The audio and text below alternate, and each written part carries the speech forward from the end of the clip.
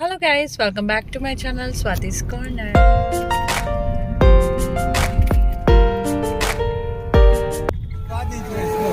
पकड़ लो हाथ पकड़ा दी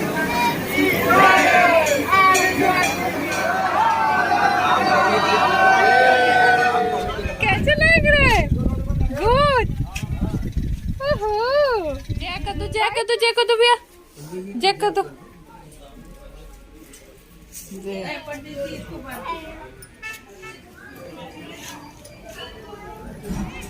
झूला बोलो बोलो बोलो।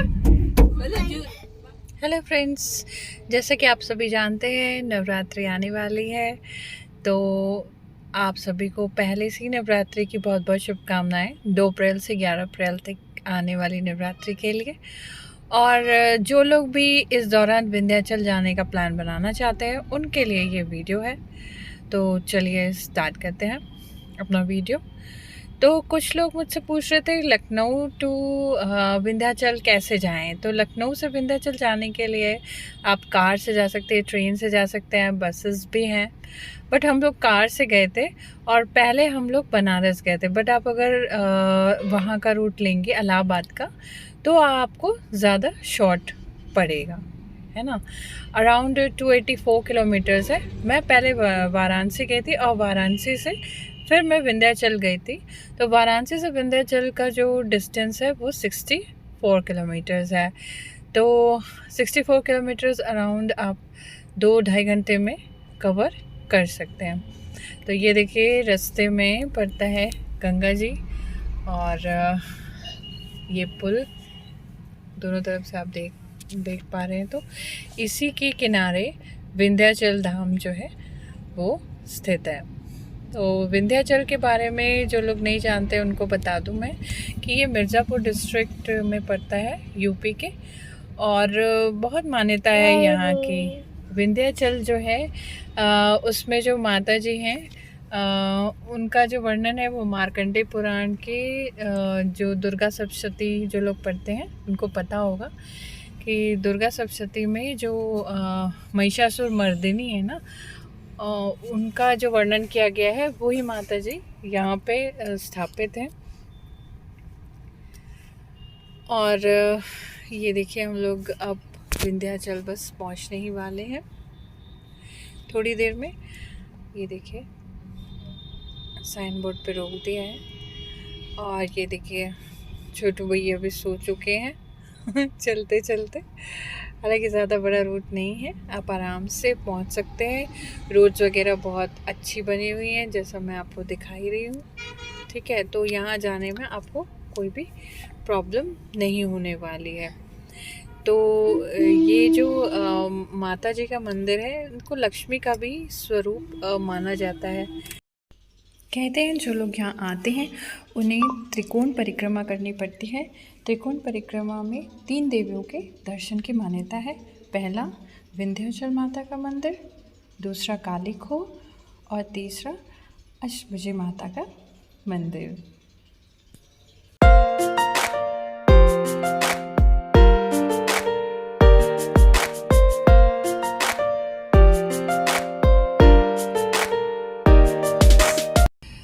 ये देखिए ये आप यहाँ जाएंगे तो आप अपनी गाड़ी यहाँ पे मंदिर से बहुत पास ही है, वॉकिंग डिस्टेंस पे, वहाँ पे आप गाड़ी पार्क कर सकते हैं। पार्किंग का जो शुल्क है वो 50 रुपीज़ उन्होंने लिया था।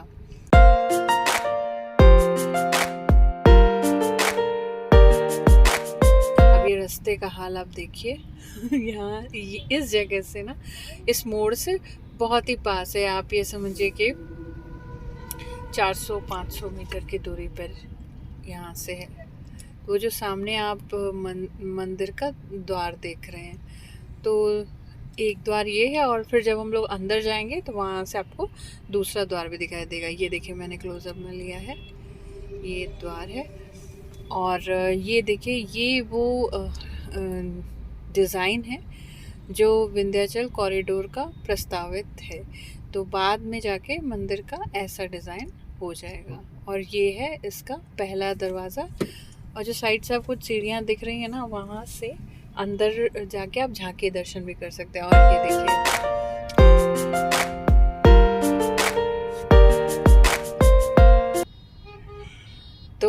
हम लोग जब पहुँचे थे तब दर्शन अभी बंद थे, 1:30 बजे खुलने वाला था, लेकिन 1 बजे झांकी दर्शन के लिए खुल गया था। तो वो साइड वाली सीढ़ियाँ जो मैंने आपको दिखाई थी, वहाँ से आप अंदर आके 1 बजे झांकी दर्शन कर सकते हैं। ये देखिए मंदिर काफ़ी सजा हुआ था, और वो फ्रंट जो दरवाज़ा है वो गंगा जी की ओर जाने वाले रास्ते से वहाँ का मेन एंट्रेंस है मंदिर का, और हम लोग जो आए थे वो दूसरे वाले एंट्रेंस से आए थे। तो ये देखिए वहाँ माँ का झांकी दर्शन के लिए लोगों की बड़ी लंबी लाइन खड़ी है। ये देखिए आप इसके अंदर से ना आप दर्शन शुरू होने के पहले भी झांकी दर्शन कर सकते हैं। पास से तो वैसे भी नहीं जाने देता, लेकिन थोड़ी दूर से आप ये माता जी का झांकी दर्शन कर सकते हैं। ये देखिए लोग आरती ले रहे हैं माता जी की, तो हम लोग भी इसी लाइन में लग गए। माता जी का हम लोगों ने झांकी दर्शन का लाभ प्राप्त किया। तो आप अगर पहले आ नहीं पाए हैं और लेट हो गए हैं तो आप पहले जाके झांकी दर्शन भी कर सकते हैं। और ये देखिए जो उधर से दिख रहा है ना, वो मेन गेट है जहाँ से आप अंदर जा सकते हैं अंदर के दर्शनों के लिए। तो यहाँ से मैं आपको दिखाने की कोशिश करती हूँ, हालांकि बहुत भीड़ है और वो फुटेज लेने भी नहीं दे रहे थे, तो भी मैंने कोशिश की है कि आपको थोड़ा सा उसमें से दिखा पाऊँ। तो ये देखिए आप तो इतना ही दर्शन हो पाया झांकी का। और फिर हम लोग जब 1:30 बजे वो दर्शनों की लाइन स्टार्ट हुई, तो हम लोग यहाँ पे मेन दर्शन की लाइन में लग गए। तो आप चाहें तो वो जो मैंने आपको छोटा वाला द्वार दिखाया था, आप वहाँ से भी लाइन में लग सकते हैं, और जो मेन फ्रंट है ना, उससे भी बाहर से लाइन में लग सकते हैं। और ये मंदिर के अंदर से जो गया हुआ रास्ता है, वहाँ पर हम लोग ने अपनी लाइन स्टार्ट करी थी। और यहाँ पे अच्छी व्यवस्था है। यहाँ पे जो है गर्मी का वैसे भी मौसम था, तो उन्होंने बड़े बड़े पंखे लगा रखे हैं इस साइड में। और ये देखिए अंदर से मैं आपको माता जी का दर्शन कराती हूँ। साइड से आप जाएंगे तो आपको ये दर्शन होंगे। और ये देखिए पुराने ज़माने का आर्किटेक्चर मुझे तो बहुत ही अच्छा लग रहा था। और सभी लोग लाइन में अभी भी लगे हुए हैं। काफ़ी टाइम लग जाता है ना, जब बहुत ज़्यादा भीड़ इकट्ठी हो जाती है तो अंदर तक जाने में। और अभी अभी दर्शन खुले थे तो भीड़ काफ़ी ज़्यादा थी।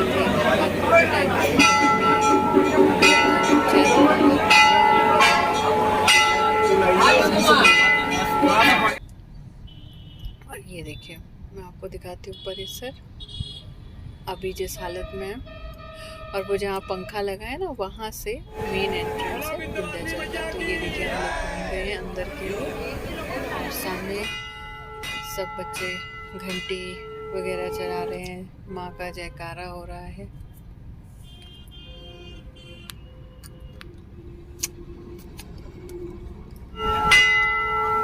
छुआ दीजिए इसको, पकड़ लो हाथ, पकड़ा दीजिए। और ये देखिए ये मेन द्वार जिससे मेन दर्शन होते हैं। और ये मैं आपको दिखा रही हूँ माता जी को किस तरीके से घेरा हुआ। ये बाहर वाली पंक्ति से उधर के लोग हैं, और अंदर वाली से हम लोग की तरफ वाले हैं। तो यहाँ से आप सीधे सीधे सामने से दर्शन कर सकते हैं। तो ये भी जाली में ही होता है, तो झांकी दर्शन के बराबर ही आप समझिए। माता जी के पास तो अब नहीं जाने देते हैं। तो ये मैंने थोड़ा सा आपको दिखाने की कोशिश की है। और ये देखिए ये है मंदिर का मेन फ्रंट,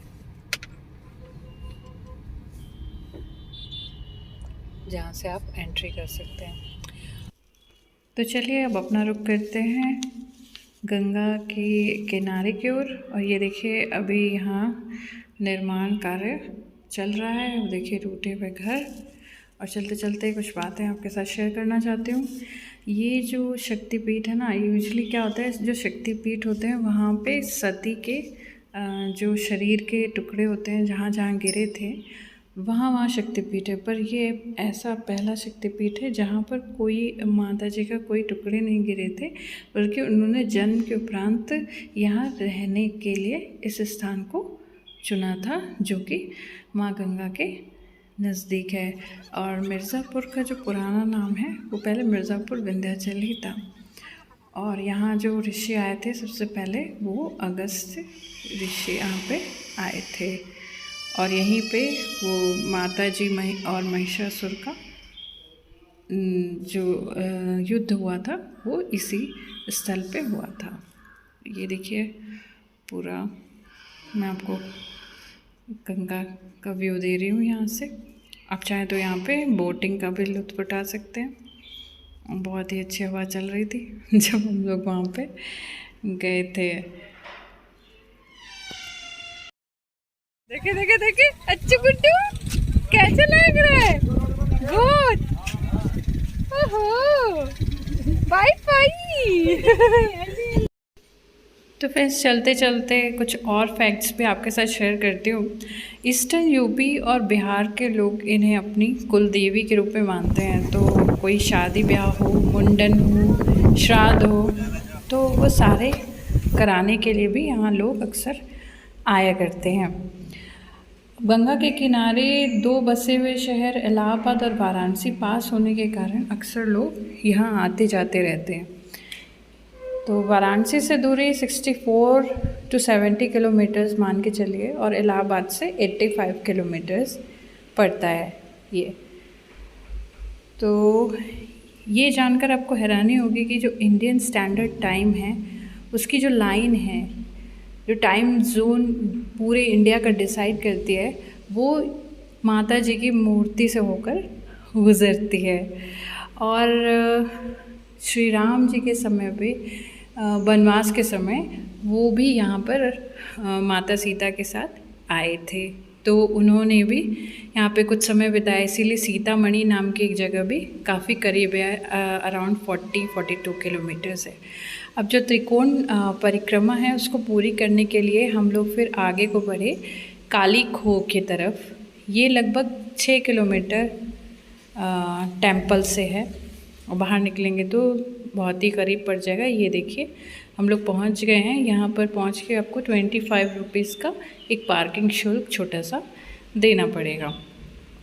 तो काली खोह जो है वो गुफा है माता जी की, जिसमें काली माता की मूर्ति स्थापित है।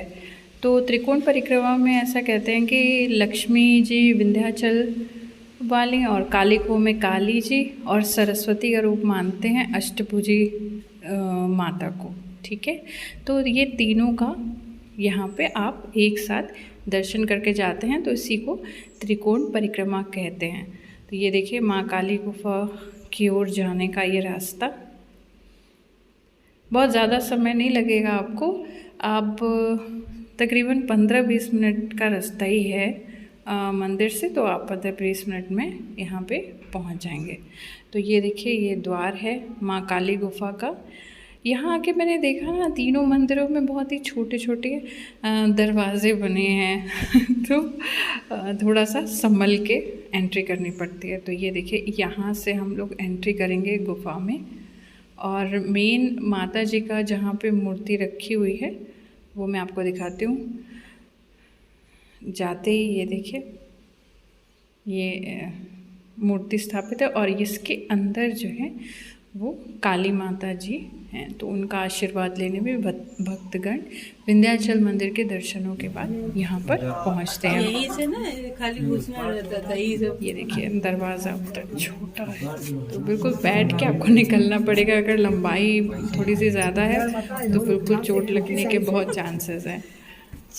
ये देखिए माता जी। नहीं करिए बाबू, एक साड़ी पहनाइए, खाने पीने की नहीं मांग रहे हैं। बहुत दूर दूर से लोग आते हैं। चैत्र नवरात्र और जो शारदीय नवरात्र पड़ता है उन दोनों में दर्शनार्थियों की बहुत ही ज़्यादा भीड़ यहाँ पर आती है माता के दर्शनों के लिए।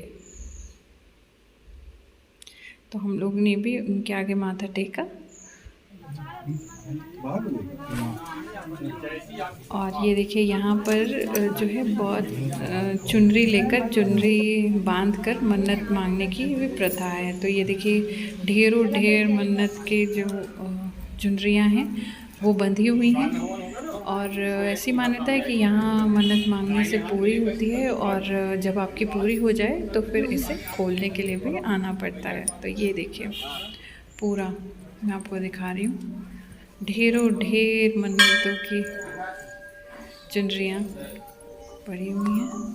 और जहाँ माता जी का मंदिर होगा वहाँ भैरव जी का मंदिर तो अवश्य ही होगा। तो ये देखिए ये भैरव जी का मंदिर है, और ये जो ऊपर रास्ता जाता है ये शिव जी के मंदिर की ओर जाता है। तो ये काफ़ी बड़ा रास्ता था, तो हम लोग वहाँ नहीं गए। और ये देखिए यहाँ पे भी छोटा द्वार है, सब पर्वत के अंदर काट कर बनाया गया है ना, तो इस वजह से मुझे लगता है कि द्वार जो है वो काफ़ी छोटे छोटे हैं। तो अभी आप दर्शन कर लीजिए भैरव जी के। ये देखिए भैरव जी,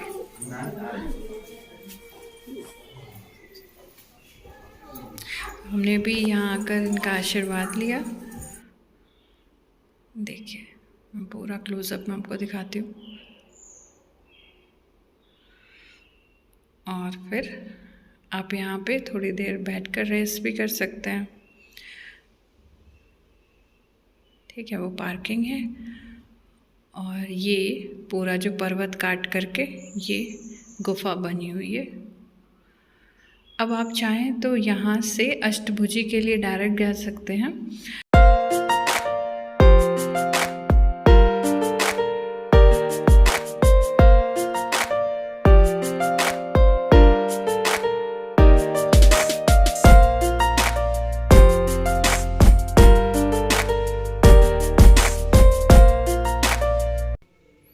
आगे बढ़ने पर आप यहाँ पे एक हवन कुंड भी देखेंगे। तो जाते जाते आप यहाँ हवन कुंड में आहुति भी देते हुए जा सकते हैं, और पंडित जी से अपने हाथों पे कलावा बांधकर आशीर्वाद प्राप्त करते हुए आगे अष्टभुजी माता मंदिर की ओर जा सकते हैं।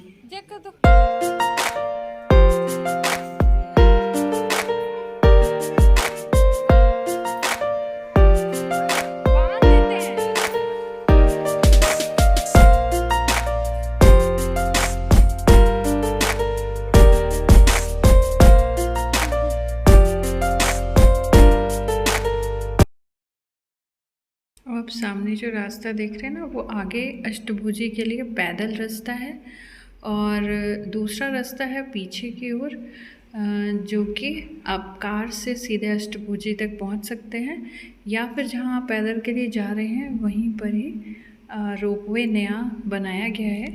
तो ये पूर्वांचल का पहला रोपवे है जो स्टार्ट किया गया है, और दूसरा चित्रकूट में रोपवे स्टार्ट किया गया है, तो वो भी मैं आपको दिखाऊंगी। तो हम लोग जो है कार से थे, तो हम लोग कार वाले रास्ते से अष्टभुजी माता मंदिर की ओर निकल पड़े। तो थोड़ी ही दूर जाने पर अष्टभुजी माता मंदिर के लिए आपको मोड़ मिल जाएगा, और ये देखिए रास्ते में ये कुंड भी पड़ता है। अब इस कुंड का नाम तो मुझे नहीं मालूम, आप लोगों को पता हो तो बिल्कुल कमेंट बॉक्स में कमेंट करके मुझे बताइएगा। तो ये जो रास्ता है ना, वो बहुत ही घुमावदार रास्ता है। आपको लगेगा जैसे ना पहाड़ों से होके आप गुज़र रहे हैं, तो बहुत अच्छी फीलिंग देता है। मैं आसपास का आपको थोड़े से नज़ारे दिखा देती हूँ। हम लोग को एक्चुअली में पहाड़ में थोड़ा ऊपर जाना पड़ता है, और इसी के लिए रोपवे बनाया गया है। तो चाहें तो आप किसी भी रास्ते से, पैदल वाले रास्ते से आ सकते हैं, कार से आ सकते हैं, या रोपवे से आ सकते हैं। तो रोपवे का जो एडल्ट के लिए जो लगता है वो 75 रुपीज़ ऊपर आना और नीचे जाना था।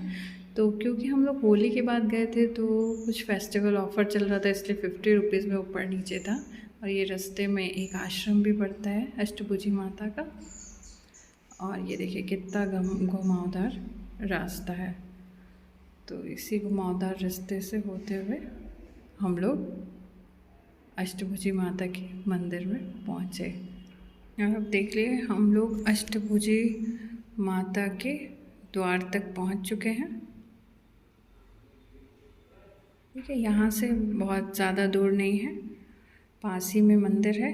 और सबसे पहले वहाँ वही आश्रम जो है उसका एंट्रेंस बना हुआ है। ये देखिए ये आश्रम है, और यहाँ पे पार्किंग भी बनी हुई है। तो पार्किंग में आप अपनी कार खड़ी कर सकते हैं। पार्किंग वही 50 रुपीज़ है। तो जितनी देर के लिए आपको जाना है तो आप यहाँ पर अपनी कार पार्क कर सकते हैं, या फिर जहाँ से रोपवे स्टार्ट होता है ना, आप वहाँ पे भी अपनी कार पार्क करके रोपवे से ऊपर आ सकते हैं।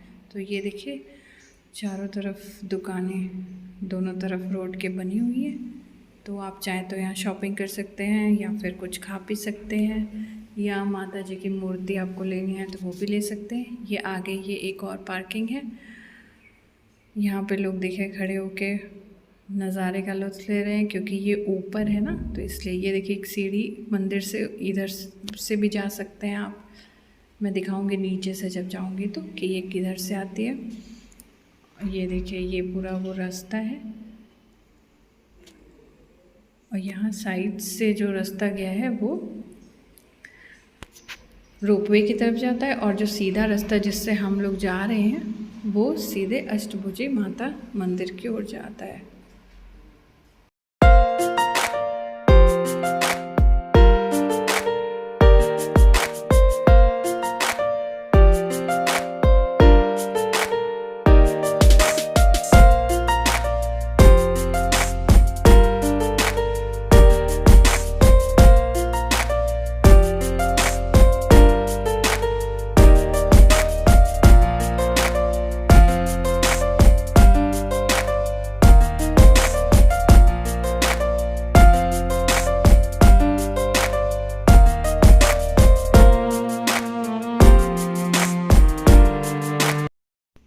तो ये देखिए फ्रेंड्स, हम लोग पहुंच चुके हैं अष्टभुजी माता के मंदिर में, और ये यहाँ से इनका मेन एंट्रेंस होता है। और यहाँ से आप देख सकते हैं कि वो जो रोपवे है ऊपर आते जाते यहाँ से आप देख सकते हैं। तो क्योंकि शहर से बहुत ऊंचाई पर है तो ऊपर से देखने में नज़ारे काफ़ी खूबसूरत लगते हैं। और नीचे से जो ऊपर आने का रास्ता, पैदल का रास्ता भी आपको रोपवे से दिखाई देगा। तो जब हम लोग रोपवे पे चढ़ेंगे तो मैं आपको वो भी दिखाऊंगी। ये देखिए है ना, आप रोपवे से भी यहाँ पे पहुँच सकते हैं। तो अगर आपके पास टाइम कम है तो आप नीचे गाड़ी पार्क कीजिए, रोपवे में बैठिए, सीधे ऊपर आइए, और फिर ऊपर से दर्शन करके वापस रोपवे में बैठ के आप नीचे जा सकते हैं। तो ये देखिए यहाँ पे कितनी लंबी लाइन लगी हुई है माता जी के दर्शनों के लिए, और नवरात्रों में तो और भी ज़्यादा लंबी लाइन लगी होती है।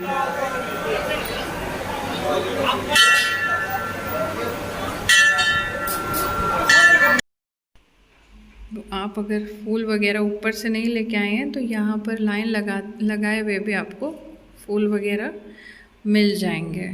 तो आप वहीं से लेके डायरेक्ट माता जी को चढ़ा सकते हैं। और ये देखिए ये हवन कुंड है, तो यहाँ पे आप चाहें तो हवन भी करवा सकते हैं।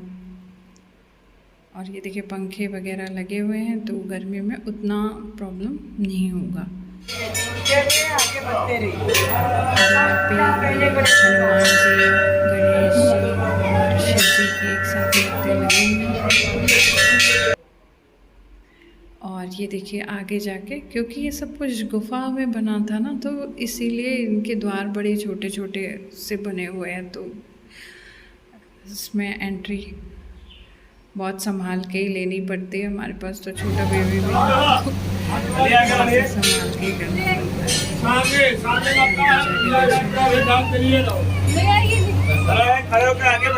फ़ोटो लेना बना है, पर मेरा फ़ोन शायद स्टार्ट रह गया था, तो मैं उसमें जो भी फुटेज आ गई वो मैं आपको दिखाऊंगी। यहाँ से आप दर्शन करते हुए अब वापस से वो जो सामने पुल जैसा दिख रहा है वो भैरव जी के जाने का स्थान है। और वहीं पे काली माता जी की भी मूर्ति स्थापित है, तो उसमें भी वैसे ही झुक के जाना होता है। ये देखिए मैं ऊपर से आपको पूरा व्यू दिखा रही हूँ, ठीक है। और ये पुल से होते हुए उस तरफ जो है भैरव बाबा और काली जी का मंदिर है। तो यहाँ पे भी आपको नीचे छोटे से में प्रवेश करना होगा। ये देखिए, तो ऐसे बैठ करके धीरे धीरे सिर झुका के आपको जाना पड़ेगा। दर्शनों के लिए। ये देखिए कितना सकरा रास्ता है। ये माता जी के दर्शन करके और फिर हम लोग बाहर निकले। ये कितना सकरा रास्ता है। अरे आप इधर आओ।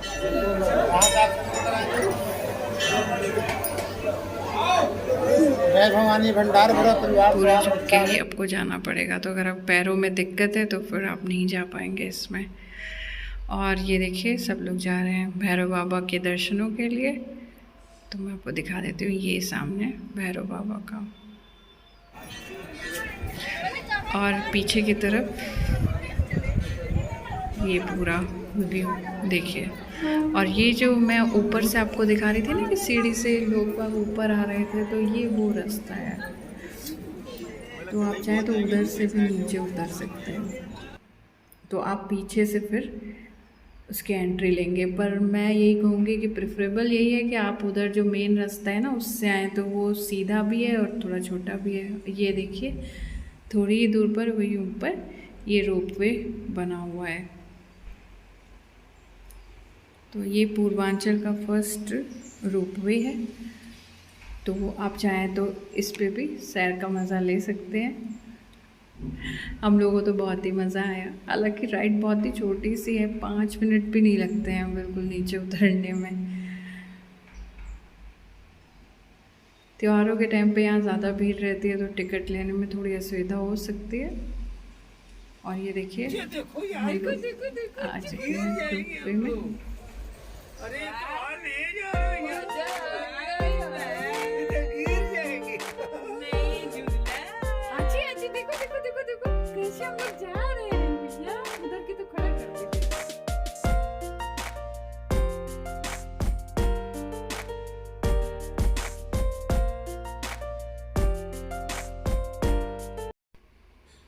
पहली बार रोपवे में बैठने की वजह से वो थोड़ा सा डर रहा था, लेकिन बाद में वो एडजस्ट हो गया। तो जब आप नीचे जाएंगे ना, तो जो इसका स्टेशन है वहाँ पे आपको टॉयलेट वगैरह की भी सुविधा मिलती है, तो आप वहाँ पे वो यूज़ कर सकते हैं। और नीचे जो पैदल का रास्ता है ना, वो वही है। और ये मंदिर जो आपको रोपवे से दिखाई दे रहा है। जब आप मिर्ज़ापुर आते हैं, तो अगर आप बारिश के दिनों में आए हैं तो विंडम फॉल्स और टांडा फॉल्स बहुत ही अच्छी जगह है, वहाँ पर भी आप जा सकते हैं। गर्मियों में जाने का कोई मतलब नहीं है, क्योंकि वहाँ पानी नहीं होता है। तो आप चाहें तो वो दोनों जगह भी विज़िट कर सकते हैं अगर आप बारिश के समय पे आए हैं, क्योंकि तभी वहाँ पानी होता है। और ये देखिए ये कुंड के पास उनका स्टेशन बना है, वो जो रास्ता मैं दिखा रही थी पहले, तो वहाँ पर से आप यहाँ पे डायरेक्ट आ जाइए। वो ऊपर का स्टेशन है, ये नीचे का स्टेशन है। बाहरी टिकट घर है, वहाँ से आप टिकट कराइए आने जाने का एक साथ। और ये देखिए अब हम लोग वापस ऊपर जाने की तैयारी में हैं, तो ये आ गई हैं। अब हम लोग वापस से जा रहे हैं, और इस तरह हमारी पूरी होती है ये त्रिकोण परिक्रमा, विंध्यवासिनी मंदिर, काली खो और अष्टभुजी माता मंदिर। तो इस बार अगर आपने प्लान बनाया है नवरात्रों में यहाँ के दर्शनों के लिए, तो मैं आशा करती हूँ आपको इस वीडियो से काफ़ी हेल्प मिलेगी। तो चलते चलते मैं वो रास्ता भी फोकस करती हूँ जो पैदल चलने वाले लोग यूजुअली इस्तेमाल करते हैं। तो ये देखिए पूरा व्यू जो आपको दिखाई देगा, और ये देखिए लोग आपको आते हुए दिखाई दे रहे होंगे सीढ़ियों से। तो यही है वो रास्ता, जो पैदल लोग आते हैं ना, वो लोग यही रास्ता इस्तेमाल करते हैं ऊपर आने के लिए। तो फटाफट से वीडियो को लाइक कर दीजिए और मेरे चैनल को सब्सक्राइब कर लीजिए, क्योंकि मैं लाती रहती हूँ ऐसे ही इंटरेस्टिंग और अच्छे वीडियोस आप सभी के लिए। तो मिलते हैं नेक्स्ट वीडियो में किसी और टॉपिक के साथ। तब तक के लिए bye bye, take care and thanks for watching.